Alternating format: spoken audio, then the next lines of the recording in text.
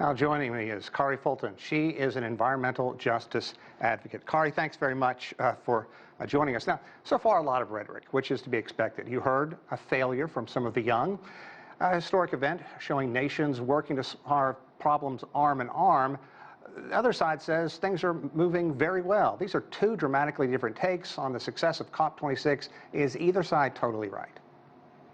I would say that we have been meeting for 26 years, which is longer than most of these young activists' life. I've started working on climate activism when I was much younger, and I still see the same conversations happening over and over again.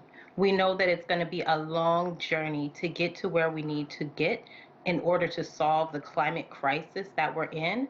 But for frontline communities, it just is too long of a wait. We feel like people are really making slow moves, moving like a sloth, while endangered species and also endangered people are at the front lines of this crisis. Well, let's talk about the Arctic, a wonderful area, warming twice as fast as any other place on Earth. There are agreements by dozens of nations to phase out coal by 2050 and to stop deforestation by 2030. It's great if it is enforceable, but I guess that's the big question, is it? It is a big question about enforceable. Is it going to be enforceable? Here in the United States of America, we are fighting to make sure that we can have climate justice and environmental justice and what that looks like. And oftentimes, it is very hard to fight these cases, and they take a long time to go through litigation. And that oftentimes leads to the detriment of the people who live in these communities and the animals who live in these communities, because we're also talking about sea level rise.